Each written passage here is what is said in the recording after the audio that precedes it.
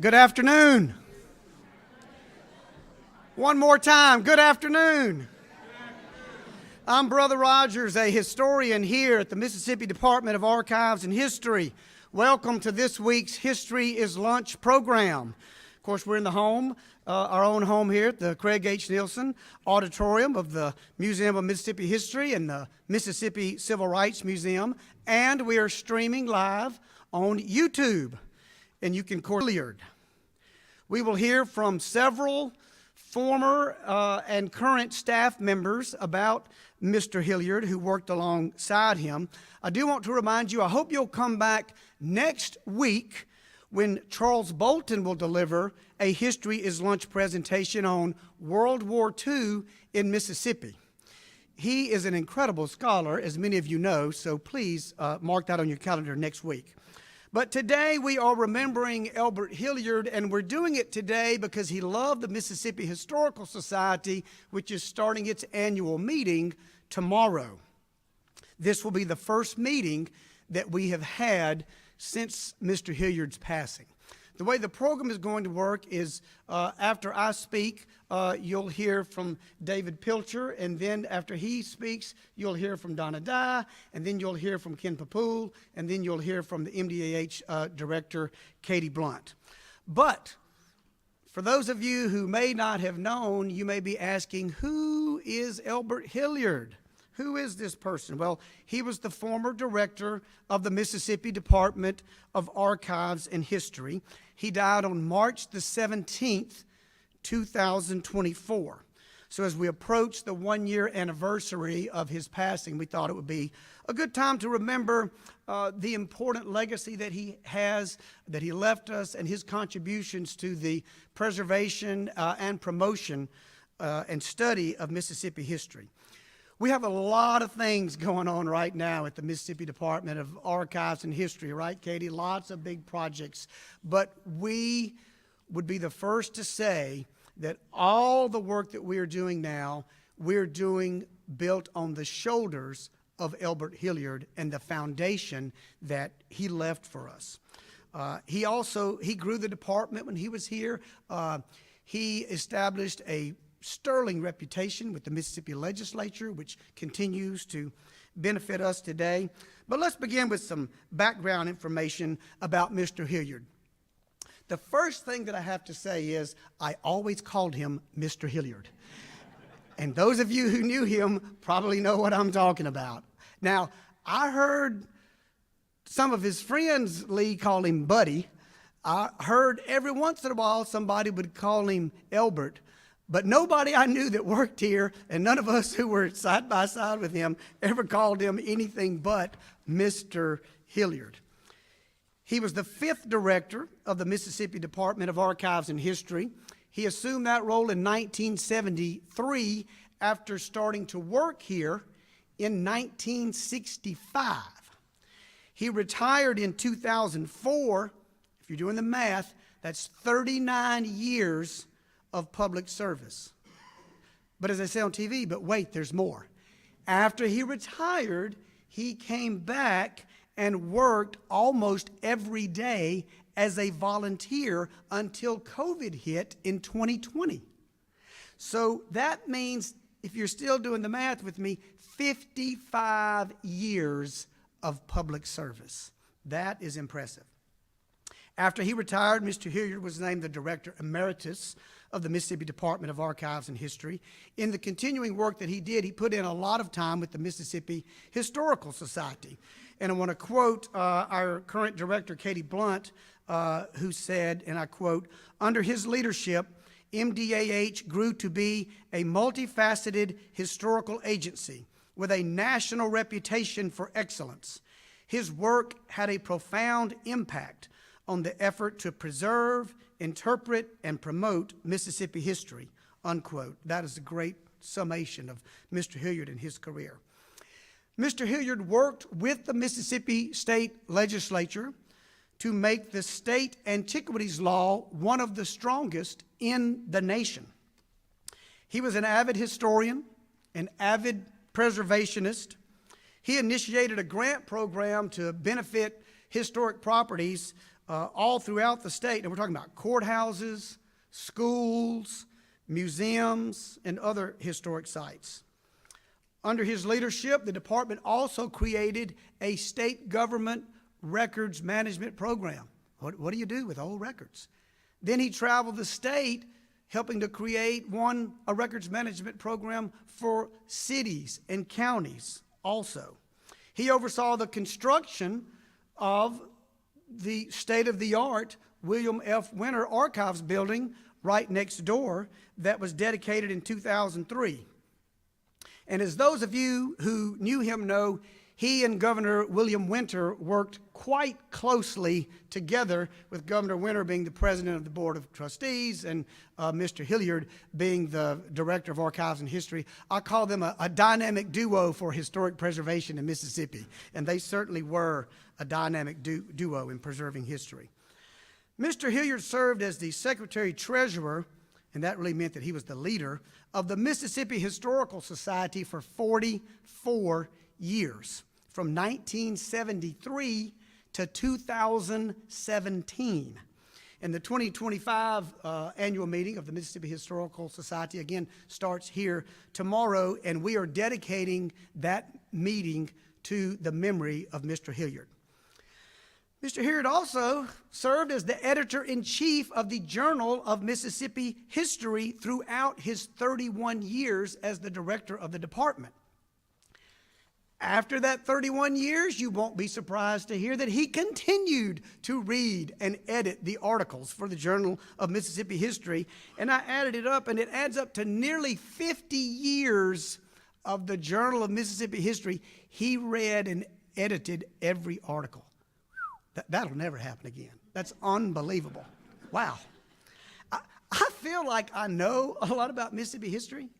What I know is such a fraction of what Mr. Hilliard knew. He was a walking encyclopedia about Mississippi history, and he never forgot anything. He had a mind like a steel trap. He could retain knowledge of facts, of places, of things that happened. I remember when I asked him, something came up, and I said, do you remember when the Grand Village of the Natchez Indians was acquired by the Mississippi Department of Archives and History? Oh, yeah, brother, that was in 1970. He had the right year. I'd have to guess 75 or something, but he goes, oh, and so was on the dais, and so spoke. You know, the weather was really, and I thought, woo! He could remember details like nobody I have ever met. I should also mention that the very first civil rights history exhibit that was in the old Capitol happened under the supervision of Mr. Hilliard in the 1980s. And he would remark to me later in life how much he appreciated the Mississippi Civil Rights Museum, because he was such an advocate for telling history like it happened, openly and honestly, and that was something I appreciated about him. Where did Mr. Hilliard grow up? Somebody asked me that on the way in, and I told them that Mr. Hilliard is from Nitayuma, which is out from Anguilla, which is out from Rolling Fork, which is in the Mississippi Delta. So some of you will know where that is in Sharkey County. He, of course, being in the Mississippi Delta, he went to Delta State University. And then he went and got a master's degree at Mississippi State University. He was married to his wife, Claire, for more than 61 years. That is impressive. And it says a lot, Leah, about his wife, too, doesn't it? She was terrific. And we are thrilled to be joined today by his daughter, Lee, and he always called you Lee Michelle, and I had to remember, I need to call her Lee. He calls her Lee Michelle. And your sister, Tessa, in North Carolina, is watching, we know, too. So we're glad that y'all are here today. And they lived in Madison, is where they grew up. Now, that's enough background information. I didn't want to just start telling stories about Mr. Hilliard without, some of you knowing who he was, but I wanted to talk about what kind of person Mr. Hilliard was. And I would describe him as a dedicated public servant. He was a man that did not care about making money. in his career. This was a man that did not care anything about getting rich. That was not him. He cared about serving people through a career in public service. He cared about making his state better. He cared about making his nation better. And he cared about people. He'd ask you what your children's names were. And he didn't just ask you. He would remember their names, and he would sincerely want to know, how are they doing? What are they doing? You knew that he really cared. Another thing about Mr. Hilliard, he never drank any alcohol, ever. If you knew him, you know what he liked? He liked buttermilk. We toasted him with buttermilk when his last meeting at the Mississippi Historical Society. I called his former secretary, Sherry Simpson, to get some stories about him. And she said he always tried to do the right thing, and he expected you to do the right thing. He was definitely known for his good character, and he also was highly intelligent, but even though he was so smart, he was also humble. And Mr. Hilliard was detail-oriented. His former secretary, Sherry Simpson, told me he made sure that the minutes for every board meeting were meticulous. He taught her how to write the minutes. And he told her that the minutes were important because the minutes were a record of history for what happened. So he scoured the minutes and made sure that the minutes were just right and were meticulous. Now, the minutes may have been meticulous and carefully prepared, but Mr. Hilliard's office was a mess. If you ever went into his office, it looked like a bomb had exploded and scattered papers everywhere. It was really, really messy. But one time I walked in there and I asked him for a particular piece of paper. Somehow, he walked over to a certain stack, which I never could have identified, reached into that stack, and immediately pulled out exactly what he knew where everything was. I don't know how he did that. His former secretary, Sherry Simpson, also told me that after Mr. Hilliard retired in 2004, she was helping him go through some things in this messy office, and she found a newspaper clipping from the 1960s. Mr. Hilliard, in the picture of the newspaper clipping, was wearing a green plaid jacket. Lee, you probably remember that jacket. She looked up at him and she started laughing. She said, "Mr. Hilliard, you're wearing that jacket. It's 2004. That was in the 1960s. Well, another thing that Mr. Hilliard would do, he'd ask you a history question. He'd stop you and go, who was the president and the vice president when you were born? And you needed to know. So everybody be thinking about that. He was also frugal and tight with money, and I don't just mean his own money. I'm talking about the department's money. I know there are people here today. Did I see Lucy Allen over there? There are people here today who remember when you went on a trip. Let's say there were 4 of you. That meant you stayed in one room and 4 of you shared the room. I can't imagine us, Katie, telling the staff to do that today. But that was frugal, and that earned him a good reputation with the legislature. Now, Mr. Hilliard could also be long-winded. He was a big talker, but it takes one to know one, so I'm holding that in as credit for him, not as a bad thing. We organized this program, and I want to hear from the others, but in closing, I just want to say a couple of things. When I think of Mr. Hilliard, and I remember him, I don't think about his expertise in Mississippi history, even though he was probably the world's leading expert in Mississippi history. And when I think about Mr. Hilliard, I don't think about all the sites that he acquired for the department and how he grew the department. Even though when he started working here in 1965, he told me there were 14 employees. What I think about is his goodness and his kindness, his humility, his encouragement of me personally, his compassion, and his friendship. I think about how he treated other people, and that's his real legacy as a role model. He truly loved other people, and I continue to be inspired by the memory of his example. And now it is my pleasure to introduce David Pilcher, who is the director of the Archives and Record Services Division, who started working here in the 1980s, and I know he has some good stories about Mr. Hilliard. So please give a round of applause for David Pilcher.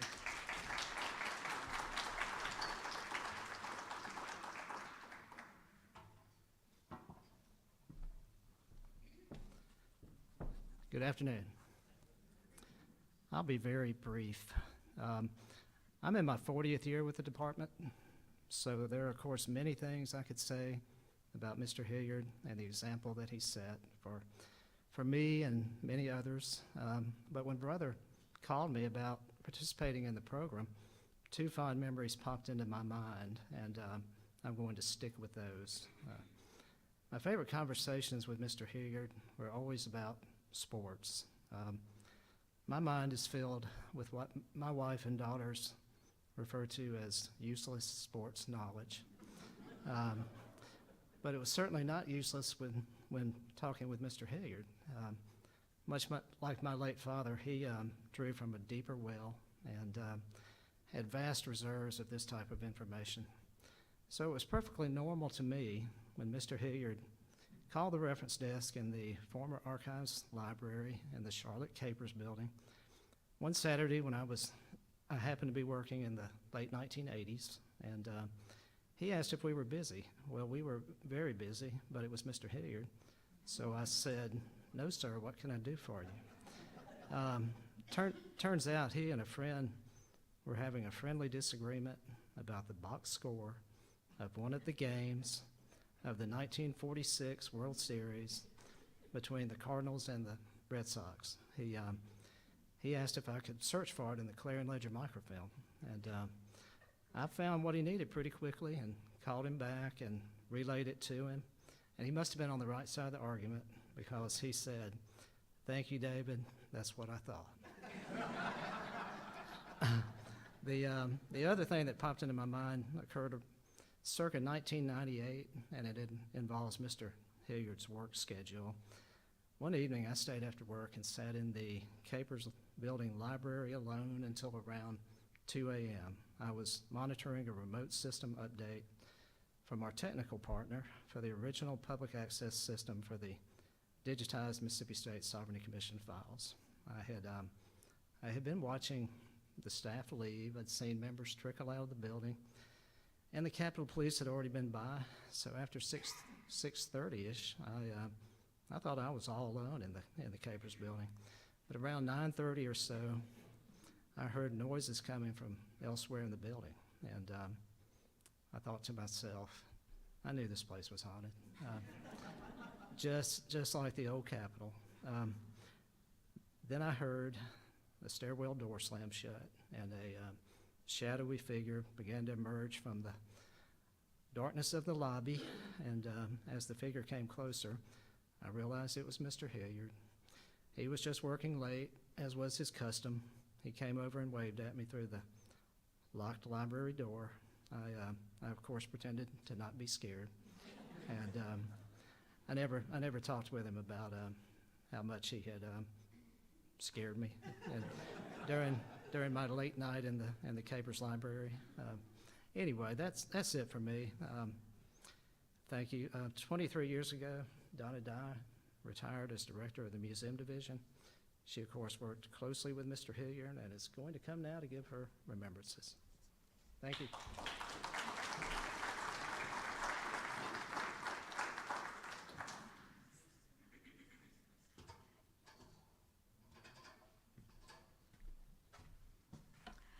Well, I could maybe throw half. I brought lots of papers, don't get worried, because they're really big font size and really skipping, so I could edit. I had to edit. And Robert is just, I'm going to repeat, I'm just not going to worry about it.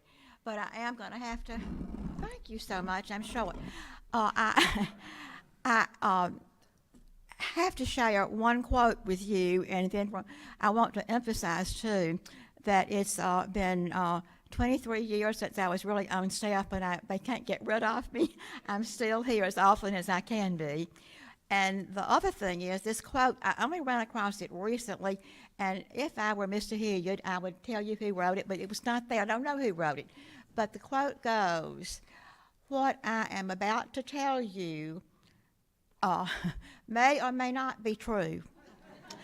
but I believe it to be true, and that's important to me. So just remember that, because I also interpreted Miss Welty's the memory as a living thing, is that if you look back on a memory, you can change your mind if you happen to. Oh, it just seems so strong that you think that was it.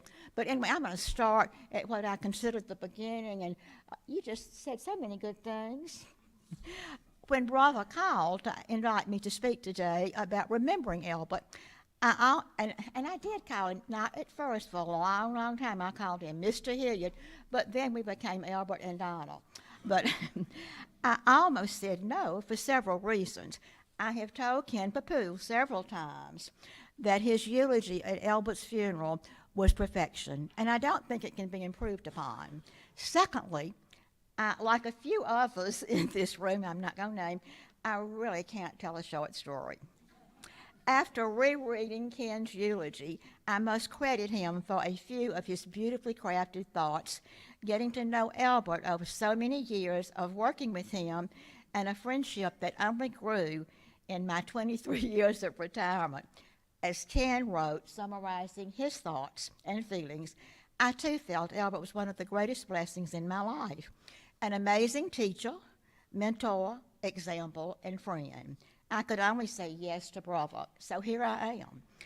Although our paths most likely crossed several times at meetings of the Historical Society, my first aside, Elbert would be so pleased that this meeting this week is dedicated to his memory. Anyway, I probably really got to know Elbert after 1975, when I became a volunteer docent at the then called Mississippi State Historical Museum. My favorite duty was giving tours about Mississippi history, especially to school groups, many of whom knew nothing of Mississippi history and didn't really wish to know more. I wanted to infect as many as I possibly could with my enthusiasm for history, and to help them at least understand that they really did like some parts of history. I love seeing the light go off in the eyes of those students who got it. I learned from them. Young students, especially kids on a field trip, care about the stories behind history, but not about memorizing dates. I think Elbert forgave me. I called him Elbert. I just called him all these things. For even though he never saw a date he did not like, recognize, and remember forever. 3 years later, I accepted an offer from Director Patty Carblack to become a part-time employee on the education staff at the old Capitol. This is an aside. Lucy Allen, Jane, I don't see her, but I understand she's here, joined the exhibit staff about the same time. I soon realized I was surrounded by perfectionists who set high standards for themselves and expected the same from MDAH staff, beginning with the department director, Charlotte Capers, moving on to Elbert, Patty, and then to the always involved and always available chairman of the board, William Winter. I could add many more perfectionists to that list, including several on staff now who qualify. But I'm stopping here to rejoice in the culture of pursuing excellence. My goal today is what Brother has so beautifully covered, I think, are specific examples of Elbert's putting into practice some of his sterling personal qualities, apparent in his every action. Elbert's management style, his faith and values, his dealing with people, friends, employees, were all grounded in his core beliefs and his innate kindness, empathy, patience, honesty, and humility. He believed in showing appreciation and being grateful. He was always generous with encouragement. I am making the assumption that you are aware of his outstanding professional career and the legacy he left to each of us. I decided to share with you a few highlights of Elbert's interactions with me or occasions I personally witnessed during our long association that you'd have no reason to know. His management principles, basically, keep staff informed of expectations at work and in dealing with the public. Elbert was always polite, respectful to all persons, and appreciative of the visitor who made the choice to attend an MDAH site among many other choices. He wanted all to be glad they came, satisfied that any questions to staff were answered about Jackson, state government, etc. Even in the 1970s, there were fairly frequent requests at the front desk at the old Capitol for a copy of a birth certificate. Y'all don't know what I'm talking about, that's a history lesson. Never embarrass anybody or make them uncomfortable was another premise. No question to ask is too dumb, should the questioner not know the answer. I personally have asked some winners in the dumb category, but really needed to know about the budget. I did not want to commit a mistake that was blatantly illegal or what I characterized as a go-to-jail offense. Elbert would not have liked that. Another example, acronyms. They're great. Think MDAH. But please don't speak to me in a string of acronyms unless you know I understand them. In writing, never use an acronym without first using the wording followed by the acronym in parentheses. That's another rule. With that last sentence, I realized I have entered into an area of particular interest shared between Elbert and me. We had lots of them. It may be more aptly described as an obsession with correct grammar, spelling, and composition. In other words, communication. I take great pride in the fact that I got a few papers back from Elbert with red marks. The staff presented me at my retirement reception with a red pen, being fully aware that I might even need it in retirement. And I've really got it here. I've used it this week. What made Elbert uncomfortable? Possibly embarrassing someone, or at the least making them feel uncomfortable. Elbert was often caught in the dilemma of ignoring a false statement and being uncomfortable himself by letting it stand, or gently and most politely always correcting the speaker who could feel uncomfortable or even worse, dumb. I know you may be thinking, what in the world am I talking about? I'm talking about the countless people who over the years called Elbert Dr. Hilliard, well before Delta State University honored him with his honorary doctorate in history. Always modest, Elbert usually solved the dilemma by feeling uncomfortable himself out of deference to the feelings of others. After I assumed the position of Museum Division Director, I learned that Elbert called all the division directors together to meet in the trustees' boardroom to keep all of us apprised of what was going on throughout the entire department. We usually met once a week, but occasionally 2 or more times, dependent on what was happening or being planned.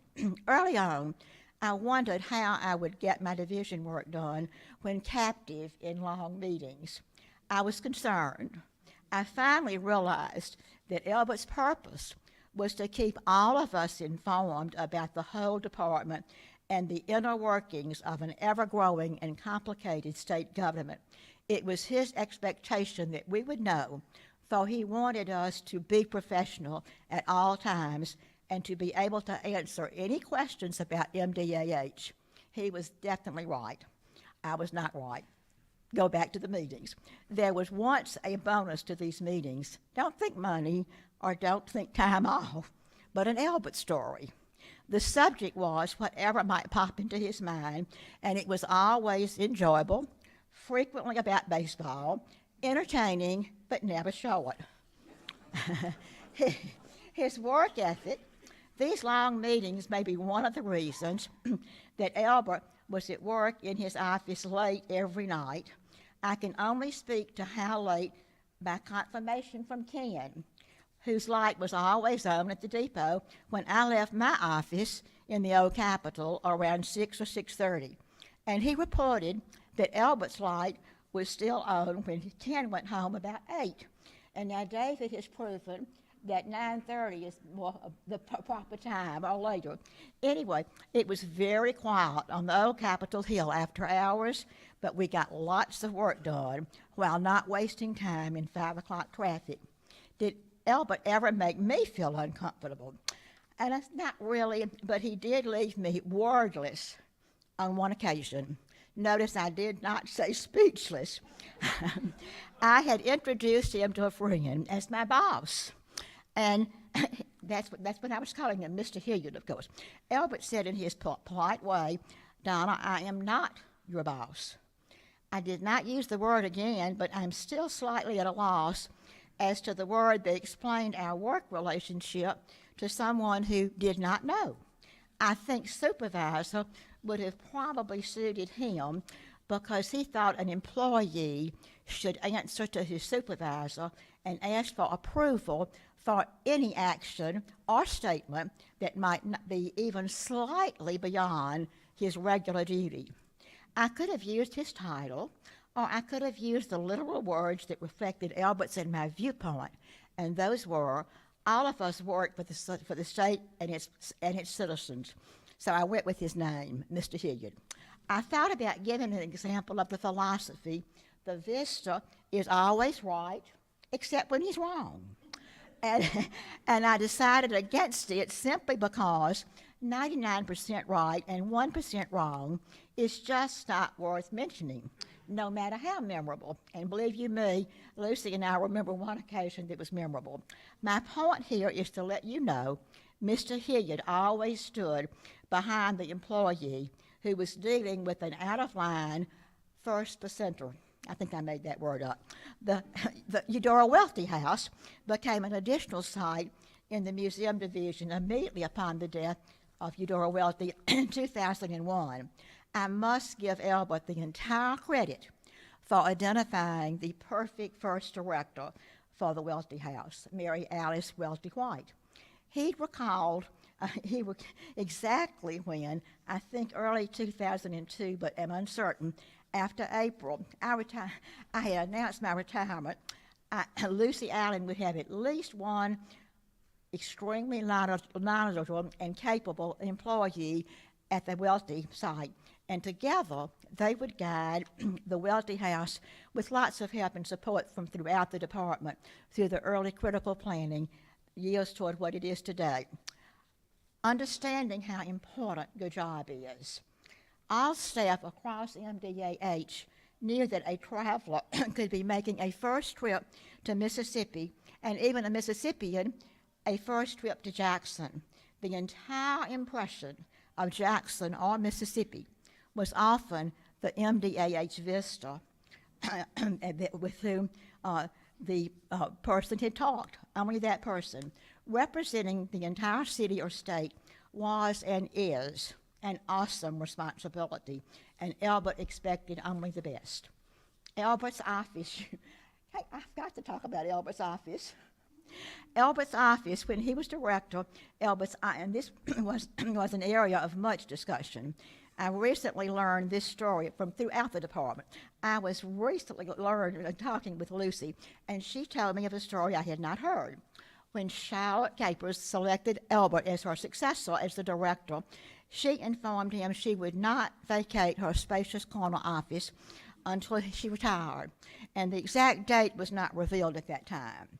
Elbert, of course, waited patiently, as he was known to do, and one day finally made the move to his new office. I don't know how long it took Elbert to fill all the bookcases and every square inch of floor space, I'm thinking of you, and Lee Michelle, in his once spacious office with books, papers, and work to be done. But soon he had to use the Capers boardroom for meeting guests and any who needed an appointment, since his office posed a real danger of tripping/falling, and for no place to sit down unless you sat in Elbert's desk. This spot was most likely the origin of his countless number of letters, which were with several copies to be sent to inform all that might be interested or who needed to know about the excellent work of a certain employee to whom you know about that too, Sherry. Many copies discovered, and I discovered one from the 1990s that I turned over to Ann Webster, who was always great at researching. Did Elbert ever correct me? Oh, yes.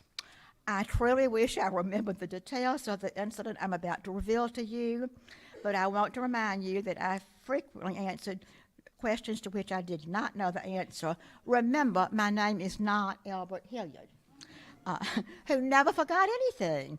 I also can't recall the year when this happened. No, this is worse. Which two MDAH staff were in the Capers boardroom with Elbert, awaiting my arrival at his office. And when I walked in, the only person not there was the central figure, whose name was a longtime staff member named Milford Curry, who was then and still remains a favorite of the museum staff, although he passed away several years ago. Especially three people who are in this room today. I thought I had hired Milford from the state capitol for a position at the old capitol. Milford was very grateful to me, and his valuable skills plus warm personality were soon apparent to others, including Mr. H., who often asked Milford to perform various duties for him away from the old capitol. There was never a problem until one day, when I had scheduled a work meeting at the old capitol involving several staff members, probably to set up for a meeting or some event. There was always something going on. Milford was to assist us with whatever, but he did not show up, which was unlike him. And I knew he'd not forgotten because I had reminded him. I was not happy. However, I have no idea what I said to Milford, other than that it was not spoken harshly, and he understood that he needed to let me know what he was doing, nor even less what he may have told Mr. Hilliard. And I am not implying that he was not telling the truth to Mr. Hilliard. I just also know that I don't know what he said. And anyway, Mr. Hilliard had asked him for help about something, and I would have been fine with that. The next chapter in my worn-out memory is my entering the boardroom at Capers to find Mr. Hilliard and two men, I think finance director at the time and maybe the personnel director. I don't remember the year. I told you I don't remember and wish I could. Mr. Hilliard began politely, as always, explaining to me that any request he made would trump any employee's request, even mine. And I agreed he was certainly right, and this misunderstanding would not happen again. Mr. Hilliard concluded this very cordial meeting and instruction to me with a basketball analogy, saying, I guess we're not playing fair. This is 3 against 1. The atmosphere was such that everybody smiled and the meeting was over. None of us ever spoke of it again. And I never told Milford that he'd kind of gotten me in a tight spot because he would have been very upset. I never even asked Milford about the incident. In retrospect, as I was remembering all these years later, that my witty response could have been, I guess I was just outmanned, but I didn't say that. The last visit that I had in person with Elbert was on February 8, 2024, his 87th birthday. There were 3 members of his church leaving as I arrived, following several others who'd visited earlier in the day, and even more after I left.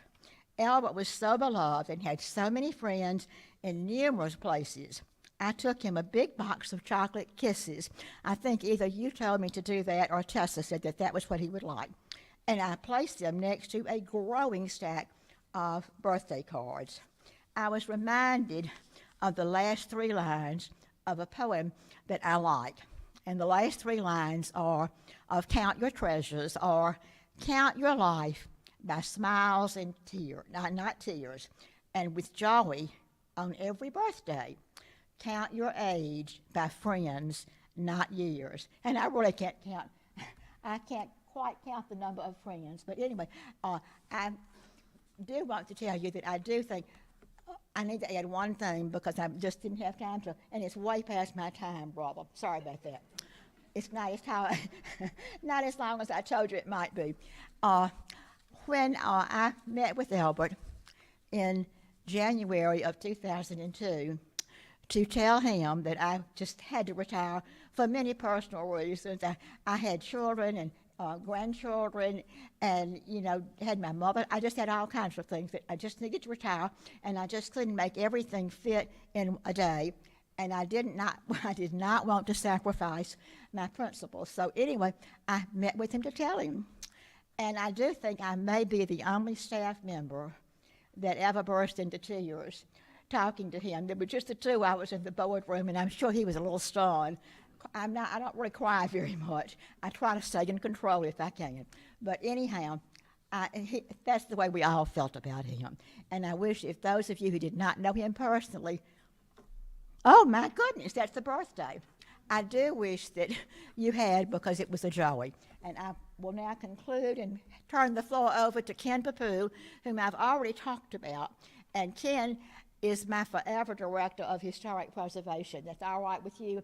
And the only thing here again, I thought I would tell you something that you may not know if you don't know him well. He is a connoisseur of good puns. So if you ever run across a good pun, he's your man.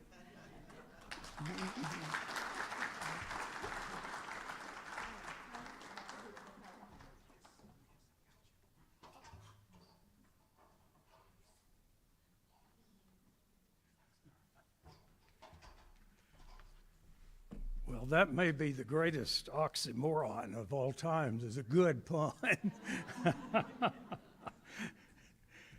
Thank you, Donna. Brother has asked me to make my part of the program, actually to present the eulogy that I delivered at Mr. Hilliard's funeral last March. But before I want to do that, I'd like to have my own reminiscences, and I want to supplement what you had to say about Mr. Hilliard's early life. He did indeed grow up in Nidiyuma, Anguilla, and Rolling Fork, but he was actually born in Brazil, not the country, Brazil, Mississippi. Does anybody know where Brazil, Mississippi is? Oh, yeah, it's in Tallahatchie County, but so he's a native of Brazil. And one story about his filing in stacks. Now, he always knew where things were. They weren't lost, but he filed in stacks. And before he moved out of the director's office in the Capers building, when you would go to the door to see if he was there, you had to look very carefully to see if he was sitting at the desk, because the stacks were up like this on each side of the desk, and all you could see was the very top of it. And I see all these heads nodding here. You had to look very closely, but he knew where everything was. He could retrieve it post haste. Well, to get to the eulogy that I delivered, one of the most difficult conversations I've ever had was when Mr. Hilliard told me that he wanted me to speak at his funeral. He had been such a positive presence in my life for so many decades that, of course, it was not a conversation I wanted to have or even think about at that time. However, he not only asked me to speak, he also asked me to limit my comments to 5 minutes, which I found ironic, since by his own admission, quote, Elbert never told a short story, end of quote. I did my best to honor Mr. Hilliard's request, but when addressing a life and career as fine and long as his, it's difficult to summarize it in a short story. I met Mr. Hilliard in November of 1978 when I interviewed for an architectural historian position with the Department of Archives and History, and he took pity on a poor graduate student who was newly married and very much needed a job. Both the job and the long-time association with Elbert Hilliard turned out to be one of the great blessings of my life. He was an amazing teacher, mentor, example, and friend. Elbert Hilliard was the epitome of the term a gentleman and a scholar. He was an outstanding historian, researcher, writer, and editor. And as Donna pointed out, he was a stickler for grammar, correct grammar, spelling, and punctuation, something that nowadays seems to be a thing of the past. Anyone who has written letters or documents for his review knows that he was never bashful about using his editor's red pen. Often when he finished editing my documents, it had so much red on the page, I thought perhaps someone had bled to death on it. But he was never unkind in how he discussed the needed corrections with me or anyone else. He was the all-time champion letter writer in both quantity and quality. He often wrote thank you letters thanking people for thanking him. And if they wrote back and thanked him for his thank you letter, he would write and thank them again for their letter. That could go on for a long time. He had an amazing talent for writing encouraging letters, even putting a positive face on the most difficult circumstances. One state official warned, quote, "The last thing you ever want to do is get in a letter writing contest with Elbert Hilliard. You will lose." End of quote. And truer words were probably never spoken. Mr. Hilliard was truly dedicated to his work at the Department of Archives and History. As has been pointed out, a huge percentage of all the agency's major programs were either created or expanded during his 30-year administration of the department.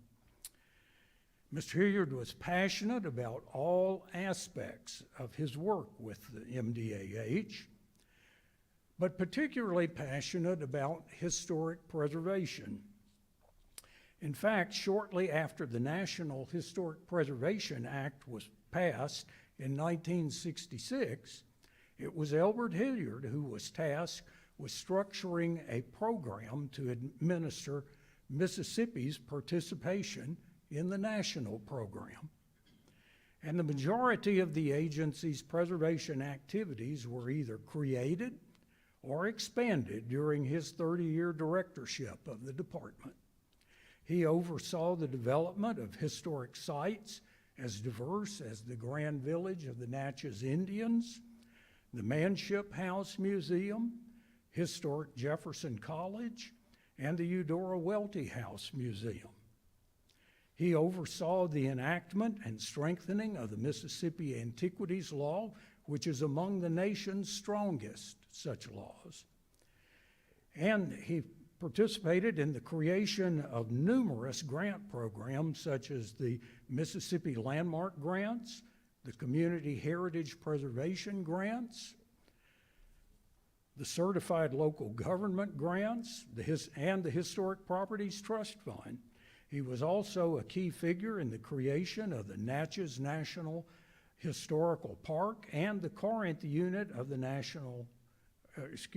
Corinth unit of the Shiloh National Battlefield, as well as for the expansion of the Vicksburg National Military Park. He was a founding member and a strong supporter of the Mississippi Heritage Trust. At the time of his retirement in December of 2004, Elbert Hilliard was probably the longest serving state historic preservation officer in the entire nation. Illustrative of his undying passion for historic preservation was that during his final week from his hospital bed, Mr. Hilliard continued texting me recommendations for projects to restore the historic Madison County Courthouse and the 1830s Pearl River Methodist Church. He never gave up on it. The one thing that Mr. Hilliard asked me to mention when he discussed with me delivering a eulogy at his funeral was that he wanted me to express how grateful he was to have had the privilege to work for and be mentored by Governor William Winter,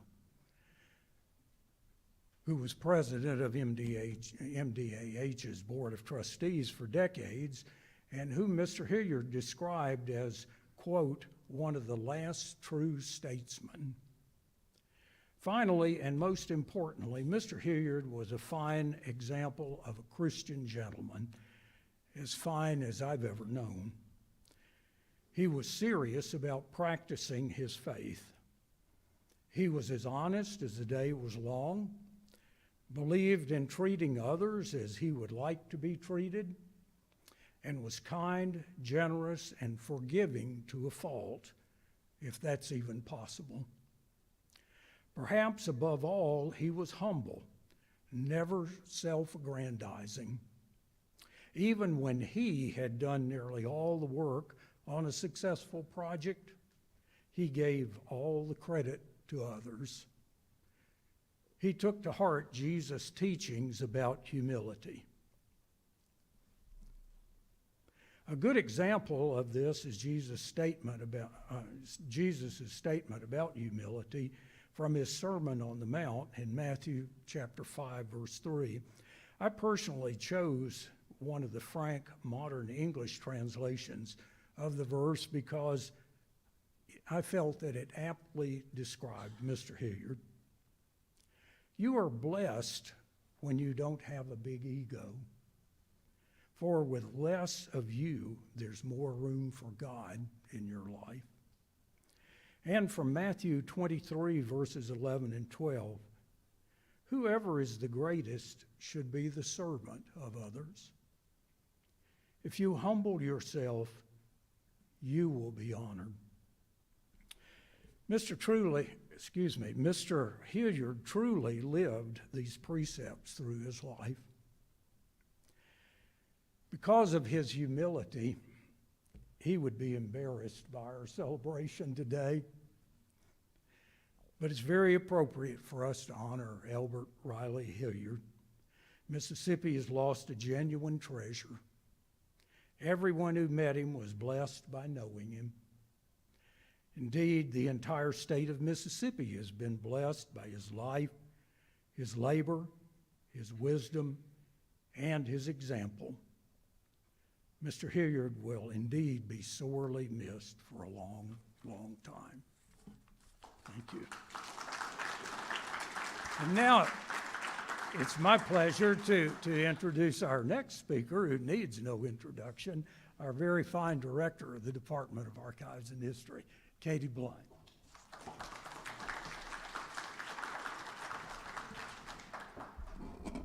I want to start by thanking my friends for their beautiful remembrances of a man we all loved.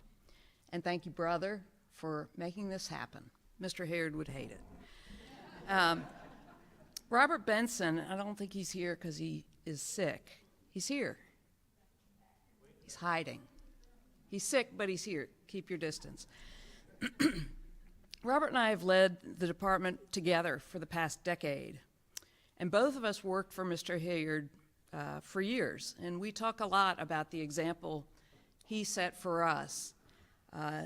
It's the same values you've heard over and over again in these remarks this morning: his incredible work ethic and passion for the department, his commitment to public service, and his thoughtful attention to our patrons and supporters, our partners, and elected officials. But mostly, the word you've heard more than any, humility and simple human decency. No one can embody these values as he did. Certainly not Robert and me. But we try, we all do. And that's his greatest legacy to the department and to all of us. And we're grateful to him. I know many of you knew and loved Mr. Hilliard. One of you is his daughter. We have a few more minutes, and we welcome other people's thoughts and remembrances of Mr. Hilliard. Thank you.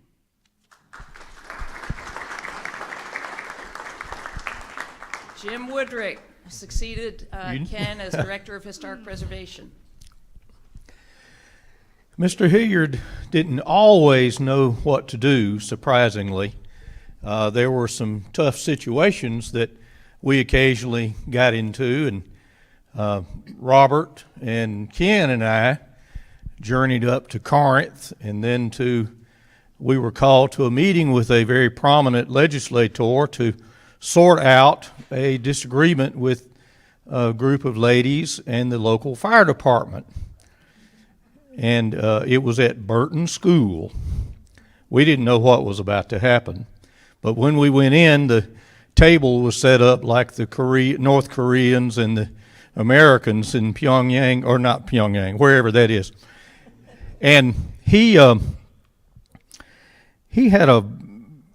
and I'm sure he used this method on other occasions, but we started calling it the Burton School method.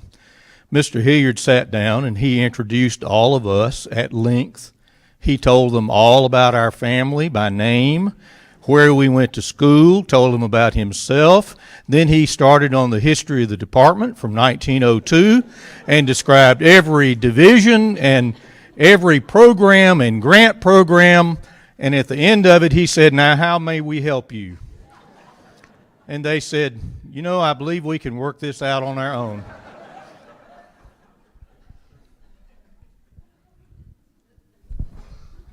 I'm not associated with the department, but I got to know Mr. Hilliard. The first time I met him was in 1978 at Vicksburg High School. He came to give us a talk to the Mississippi River Course class. And I was taking notes. The teacher said, "You got to take notes. He's a very important guy from Jackson." So we all taking notes. And so that's 78. Fast forward 1985 to 1987, somewhere around there, I get hired by Allstate. I come to Madison. I have 0 customers. I'm going door to door. I'm on Sherrill Drive. I knock on the door, and Mr. Hilliard opens the door. I said, "Mr. Hilliard." And so we became friends, became a customer, friends. And then when I got in the Rotary Club in Madison Ridgeland, I asked Mr. Hilliard to come speak. So I dug out my notes from high school in 78, and Mrs. probably late 80s, probably early 90s, and he came to speak to the Rotary Club. I had my notes in front of me, and he was saying verbatim everything from 78 to then. And I was sitting there saying, "I cannot believe this." And so after the meeting, I walked up to Mr. Hilliard. I said, "Mr. Hilliard, your speech was incredible. It's the same speech from 78. He leaned over, he says, "It's always the same speech." I said,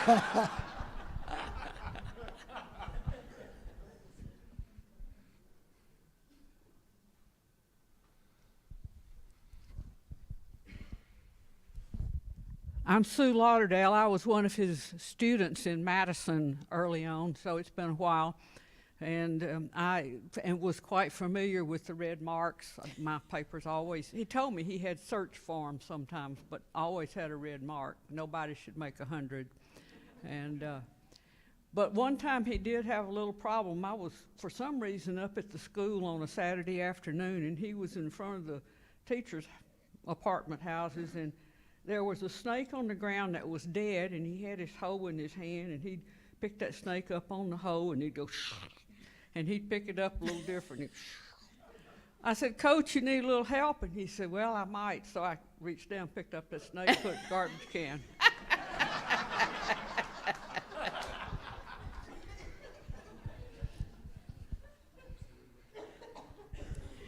Hi, I'm Martha Hudson, a retired educator from Clinton. And I had the privilege of working on several projects here at the Archives and History, not as an official employee, because I was in the classroom. And I always appreciated Mr. Hilliard's background in classroom teaching. That is, that's a different animal from being an academic historian. And he captured both of those. And I appreciated that so much about him. And as a public school classroom educator, I always felt that he had our back. He was supportive of programs, looked for new ways that we could get the story of Mississippi history out to students. And I appreciate that about him and the staff because they did the same. So I just wanted to let you know how beloved he was by K-12 classroom teachers. Drew, let's close with Ann Webster. Ann was our head reference librarian for many, many years and knows the collection almost as well as Mr. Hilliard did. Never. One thing you didn't say is frequently you would find Mr. Hilliard in the stacks doing research himself, answering letters that maybe he picked out that somebody had written specifically to him. He didn't pass it to the reference staff. He answered it himself. That's not what I want to talk about, though. Ken left out the big fish story. I can't believe you left that out because you mentioned it at the eulogy. In the Capers building, Mr. Hilliard's up on his second floor office. The library has all these windows. And I happen to be on the reference desk, and this man is walking by, and he has a big fish under his arm, like a mounted fish. I don't know if it's a tuna or what it was. It's a very big fish. And he's walking up our driveway, and I know he's coming in. There's no other place to go. He's coming in the Capers building. So I'm sorry, but a few minutes later, I go up to second floor. The man is presenting this stuffed fish to the department, and Mr. Hilliard is so gracious. He's not going to be ugly to the man and say, "What am I going to do with this fish?" We think he may have given it to the Department of Natural Resources. We don't know what he did with the fish, but Mr. Hilliard gratefully accepted this big stuffed fish because it did not go out with the man when he left. It remained with us for at least a day or two. Thanks, Ann. I fall short. I don't think I would have accepted the big fish. Thank you all so much for joining with us in celebrating the life of a wonderful man, Elbert Hilliard.